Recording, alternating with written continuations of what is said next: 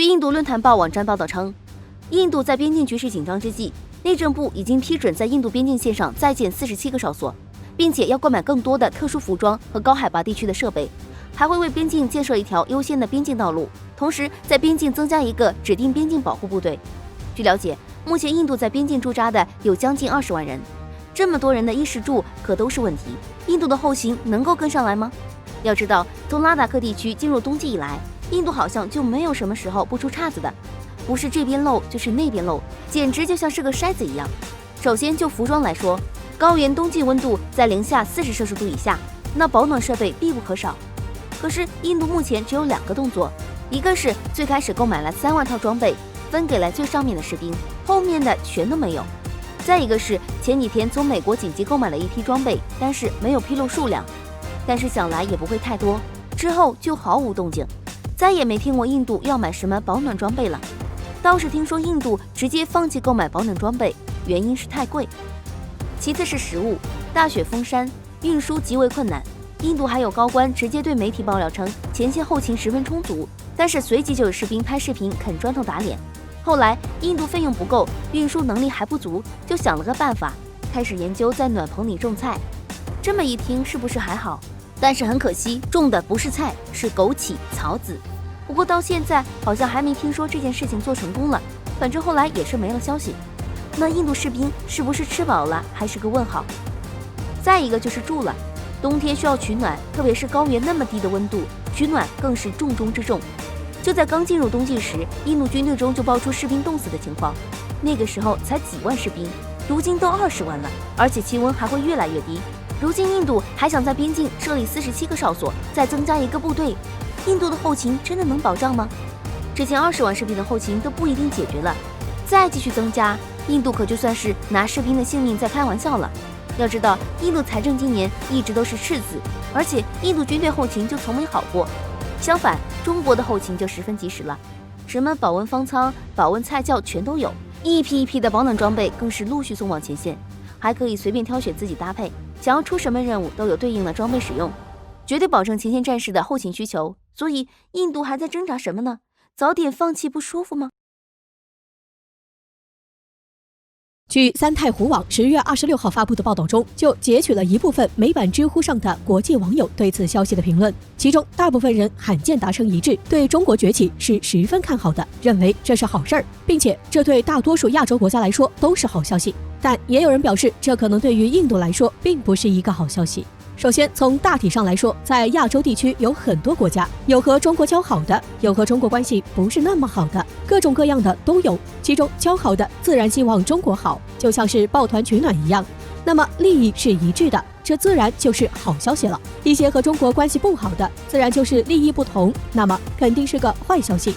就像你永远不会希望你的敌人过得太好，而每个国家都会把自己国家的利益排在第一位。所以就像中国崛起对亚洲是不是好事儿这件事情，自然有人认为中国崛起了就损害了他们的利益，所以这也是一个不好的消息。但是我们从具体一点的角度分析，中国崛起对亚洲带来的影响是好的多还是坏的更多呢？首先，我们可以先看中国的发展。中国在50年前还是一个贫穷中的国家，而到现在就是咸鱼大翻身，变成全球第2大经济体。从这一点上来说，其实可以给很多还没有发展起来的国家一个非常积极的信号。只要自身足够努力，那么就一定有翻身的可能。而且中国完全是凭借自己的努力一步一步壮大起来的，不像欧美国家一样用侵略他人来发展自身。其次，中国一直都是主张和平发展，并且在此之前，中国倡议的一带一路对亚洲国家十分友好。从这一点上来说，加入了一带一路，那么它的利益就是和中国息息相关。中国发展起来了，他们自然就发展得起来。所以从这一点上来说，其实中国崛起对亚洲是一个好的影响。再者，从影响力上来说，对世界影响最大的都在欧美，亚洲目前还没有一个能够立得住的强大国家。而中国一旦崛起之后，为亚洲带来的那就是一个非常大的改变，不仅是为亚洲带来的，还为世界提供了一个除了西方以外可以去选择的余地。比如说，曾经发展中的国家都更喜欢去西方国家学习，而一旦中国崛起之后，那么中国也必将成为他们的选择。这对亚洲来说，其实都是一个非常重要的意义。当然，有些人认为中国崛起对亚洲的某些国家来说并不是好消息。比如印度、菲律宾、韩国、日本等等。为什么这么说？因为双方利益不同。印度大家都知道，他满心期待着自己成为超级大国，那么中国很有可能就会挡住他的路了。毕竟同在亚洲大陆，而菲律宾、韩国、日本就很好理解了，因为中国威胁到了美国的霸主地位，所以美国讨厌中国，而依附美国的菲律宾、韩国、日本自然得跟着大哥。法国人指责美国掩盖 F-35的真实成本比实际上要多将近2倍，美国可能自己都用不起了，或许未来还会面临停产。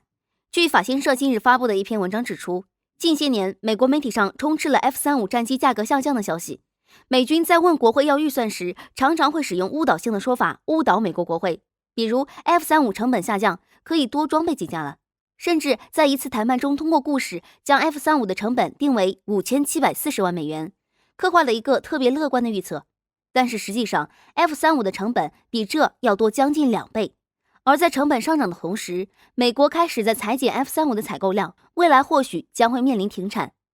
今年 F-35的成本一直在上升，美国军队每次在做预算报告前，美国都会传出不少关于 F-35的成本下降的消息，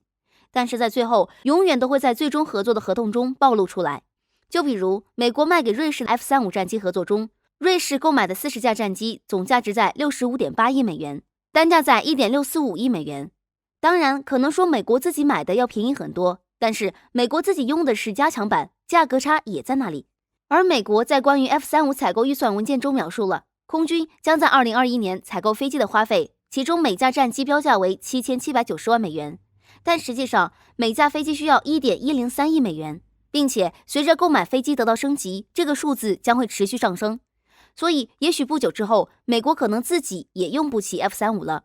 美国在 F-35战机的标价中不包括战斗训练，也没有训练使用的飞机，更不包括所有零件，比如买车。在你看车时，你永远不会知道你最后需要交多少钱，因为销售人员只会告诉你最低金额。而美国自己在采购时，自然也是需要各种配套的设备，比如地面支持设备、仓库维护、模拟器、网络运行等等。所以最后，美国每架战机的单价在 1.103 亿美元。你以为仅仅如此吗？据了解 ，F-35战机的研发还没有完善，目前仍在研发中。在之后，任何升级全都需要提升成本，比如换新武器、增添新功能之类的。这在之后的生产中将会源源不断的添加成本。每一次研发都是在增加成本，这又是以后 F-35会越来越贵的原因。这并不是美国第一款在最开始很便宜的情况，最后价格拼命飞涨的战斗机。曾经的 B-2轰炸机、F-22猛禽，还有一些驱逐舰，都是最开始看不出来成本不高，最后成本越来越高，不得不面临停产。最后一架飞机如果停止研究，那么离淘汰也就不远了。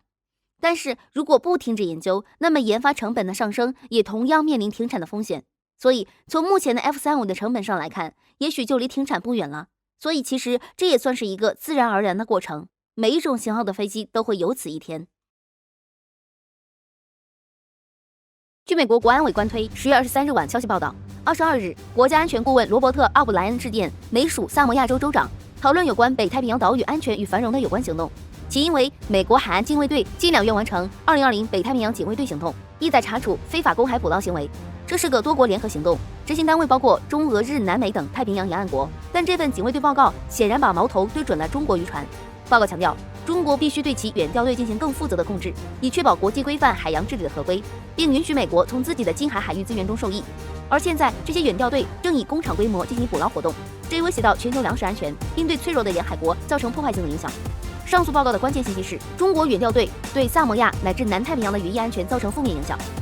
据悉，萨摩亚是南太平洋7个对中国负有重大债务的国家之一。至于美国为什么没能在夺来的岛上进行合法捕捞，并从自己的近海海域资源中获益，或许是天高水远，且美国人对捞鱼并不积极。警卫队报告中提及，全世界的远钓队中，中国独占60%，美国仅占1.4%。所以，即使中国是应萨摩亚国的还债之邀去捞鱼，美国也可能因为自身努力不足而获利缺，深感不忿。就以远钓队的比重为由，称中国远钓队破坏该地区的鱼类资源生态稳定。23日，俄罗斯卫星通讯社也报道了美国在太平洋上的新动向。美国警卫队宣布将加强针对美国海上生物资源的执法力度，称正在评估在美属萨摩亚部署前哨巡逻舰的重要性。广大国际网友对此消息表现出难得一见的同仇敌忾。来自澳大利亚的 Richard Martin 表示，我之前就说了，中国有1万艘渔船能够阻截美国的巡逻舰，现在应该把美国的这个形容词从萨摩亚完全拿开，让萨摩亚自由。网友塞冈桑使用反讽手法回复了理查德·马丁，他说，美国对太平洋的捕捞主张比中国少，萨摩亚国将捕鱼权租给中国渔船，这是源于美国对萨摩亚国的贸易制裁。如果您离得近就游过去看看，美国警卫队的军事部署将给萨摩亚乃至整个太平洋经济带来打击。理查德·马丁回应了塞冈桑的回复，以澳大利亚人的身份表示，澳大利亚也有类似的情况，美国控制了我们，他们替我们选了领导人，我们北部地区到处都是美国的海军陆战队。以前中国是我们最好的贸易伙伴的时候就没有这种情况，现在我们还被迫加入美国舰队进行太平洋军演，这让中国很不愉快。塞冈桑表示理解，他说：“我能充分理解美国霸主般的黑社会习气，就像一个精神病黑帮。中国现在是忍不了了，很快我们就会看到中国海军的回应。美国利用中国将美国的想法强加于太平洋和美国诸国。美国已经拉垮了澳大利亚的经济，还准备用同样的方式摧毁萨摩亚、汤加、所罗门群岛和新西兰的鱼类出口经济。对美国来讲，这些地方的经济损失是小问题，但是看着吧，美国正在迅速招揽整个太平洋地区的仇恨。” London Blues 表示。村里来的白痴们最好滚回你们的美国，以便见证他的自取灭亡，因为他正在进展顺利。John Mason 表示，一想到美国实际上已经破产，他甚至付不起联合国和世卫组织的会费，现在这些时间都是他借来，我就觉得这些事情挺喜闻乐见的。所以说，世人的眼光是雪亮的，领导者不合民意的安排终究会翻船。